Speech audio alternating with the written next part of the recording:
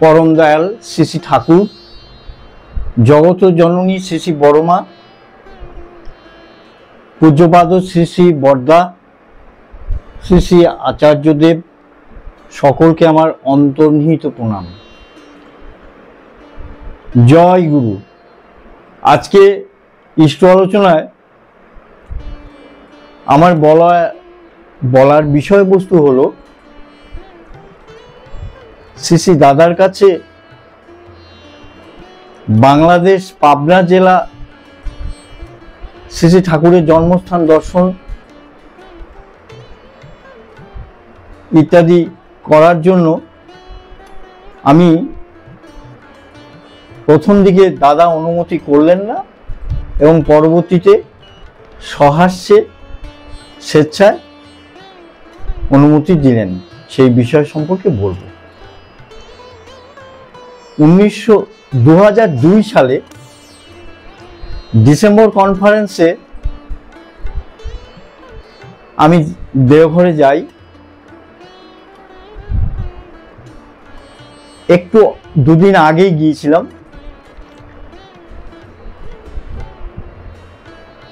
সেখানে শ্রী শ্রী দাদার উপবিষ্ট আছেন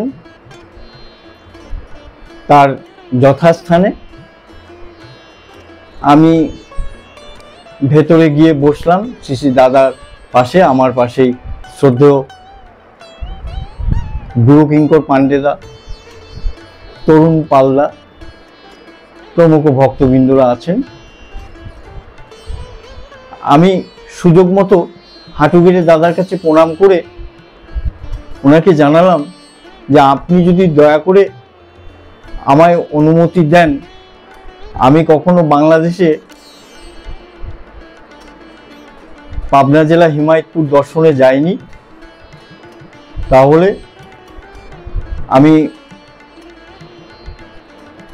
হিমায়তপুর দর্শন বা বাংলাদেশের অন্যান্য সৎসঙ্গ কেন্দ্র মন্দির দর্শন, পাশাপাশি আমার পিতৃভিটা মাতৃভিটা এই সমস্ত জায়গাগুলি আমি দর্শন করতে পারি। তিনি আমার কথা শুনেই গম্ভীর হয়ে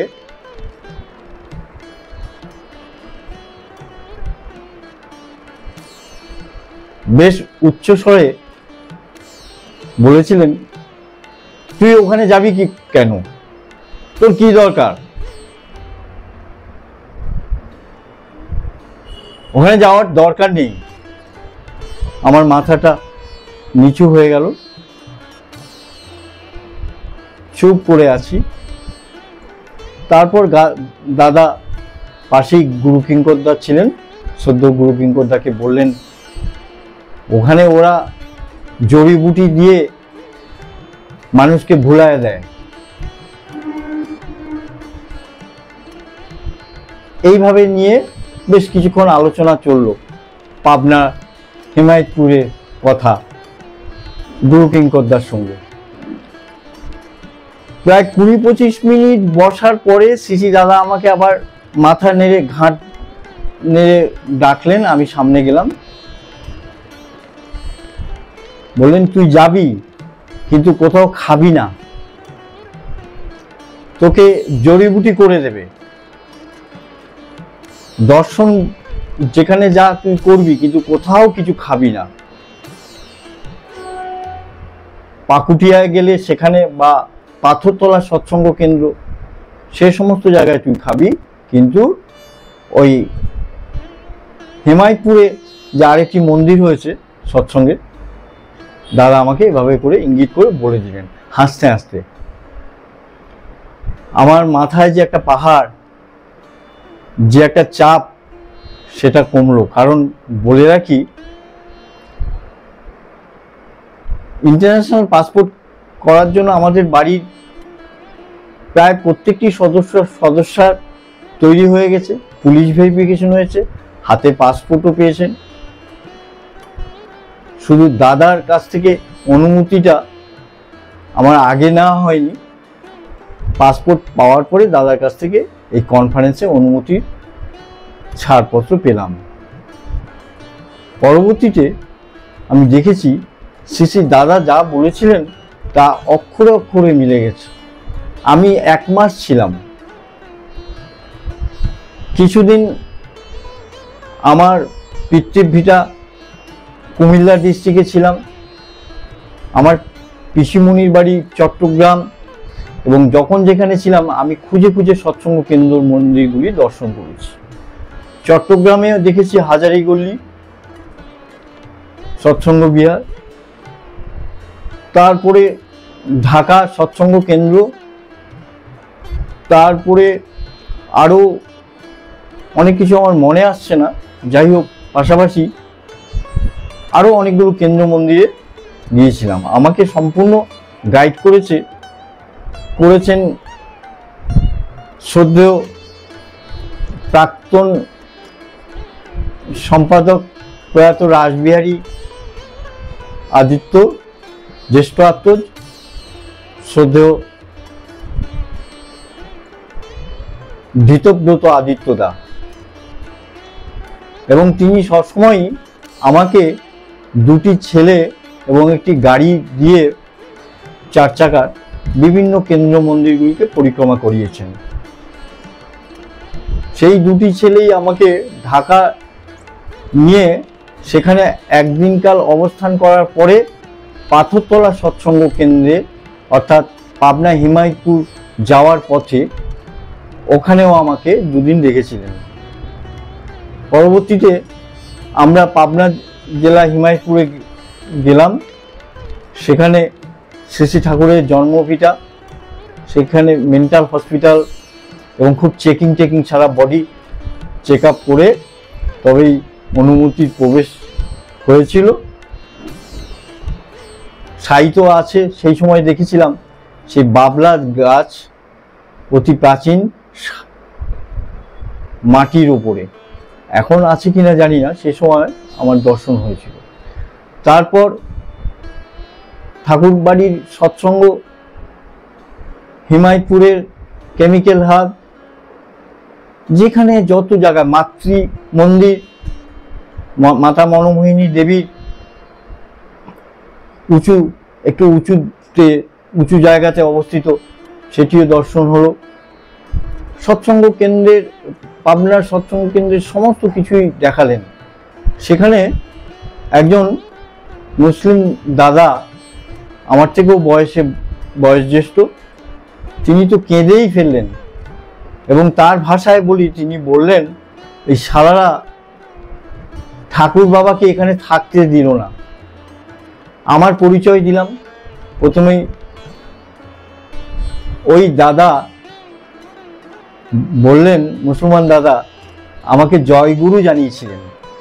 আমার ধুতি পাঞ্জাবি পরা দেখে বুঝতে পেরেছিলেন এ সৎসঙ্গের মানুষ, এবং বেশ কিছুক্ষণ কাঁদলেন। কেঁদে বললেন, যা বললাম তাই, যে আমার লোকেরা খারাপ, এরা কেউ ঠাকুরকে এখানে থাকতে দিল না। ঠাকুর তাই সব ছেড়ে চলে গেলেন ইন্ডিয়াতে। বিভিন্ন জায়গায় আরো সৎসঙ্গ কেন্দ্র মন্দির 1 মাস ব্যাপী আমাকে ঘুরিয়ে দেখিয়েছিলেন। তিনি এসপিআর, আমার জুনিয়র ছিলেন ডক্টর সুদীপ দাস, আর একজন ছিলেন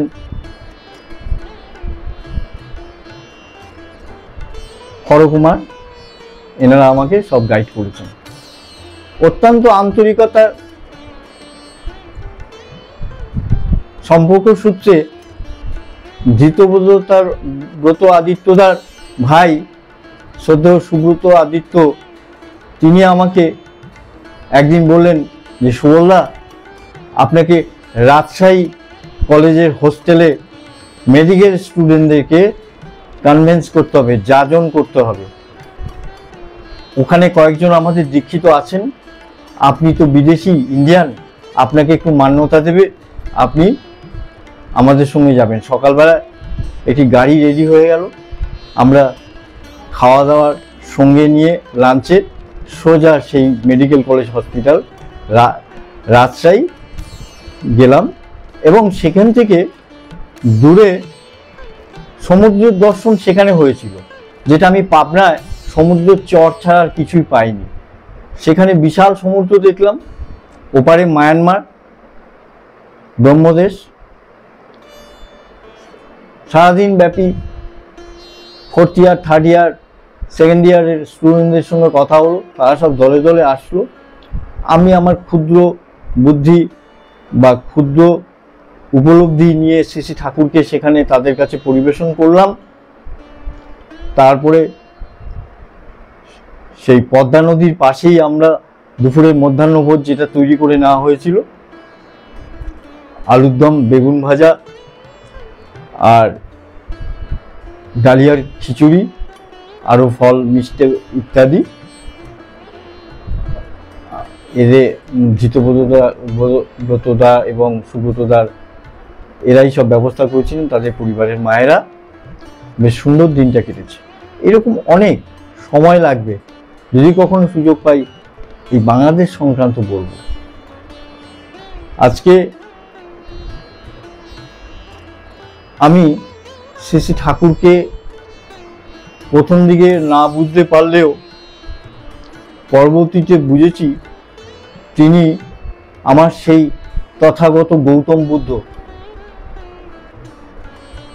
হলপ করে বলতে পারি যে গৌতম বুদ্ধের যে আমাদের ত্রিপিটক আছে, পঞ্চশীল আছে, অষ্টশীল আছে, এবং এখানকার ভাষাগত যে পালি, সেগুলোকে আমার বোধের মধ্যে আনা, সম্যকভাবে উপলব্ধি করা অত্যন্ত দুঃসাধ্য, কঠিন থেকে কঠিনতর, যেটা পরম দয়াল শ্রী শ্রী ঠাকুর আমার অতি সহজ ও সরল পথে তা বিস্তারিতভাবে বলেছেন। তাই তো তিনি বলে গেছেন যে তার যে আগমন তিনি যা বাণী দিয়ে গেলেন, 10,000 বছরের মধ্যেও আর কোনো মহাপুরুষ, প্রেরিত পুরুষ, কোনো পয়গম্বরকে আসতে হবে না। আমরা কি করতাম জানেন? চিবরদান উৎসব বৌদ্ধদের একটি বড় উৎসব, ঠিক দুর্গাপুজোর পরেই, লক্ষ্মী পুজোর পর শুরু করে 1 মাস ব্যাপী বিভিন্ন বৌদ্ধ বিহারে গিয়ে উপস্থিত থেকে হইচই করে সেগুলো উপভোগ করতাম। কিন্তু সেখানকার যে বুদ্ধিস্ট মঙ্ক, বৌদ্ধ ভিক্ষুরা যা যা পালি ভাষায় পরিবেশন করতেন, সেগুলো আমার অন্তত মনোগ্রাহী হতো না, আমি বুঝতেই পারতাম না কি বিষয়, কি কথা, যেখানে শ্রী শ্রী ঠাকুরের কাছে আমরা অতি সহজ সরলভাবে, সহজলভ্যভাবে আমরা পেয়েছি। তাই অনেক বৌদ্ধরাও আমার শ্রী শ্রী ঠাকুরের যাচন কথায় দীক্ষিত হয়েছেন, আমার অনেক আত্মীয়া। এটাই আমার চরম প্রাপ্তি। তার সবাই এইটুকু বলে আজকে এই ইষ্ট আলোচনায় আমার জবনিকা টানছি বক্তব্যে। আপনারা সবাই সুস্থ থাকুন। বন্দে পুরুষোত্তম। জয় গুরু।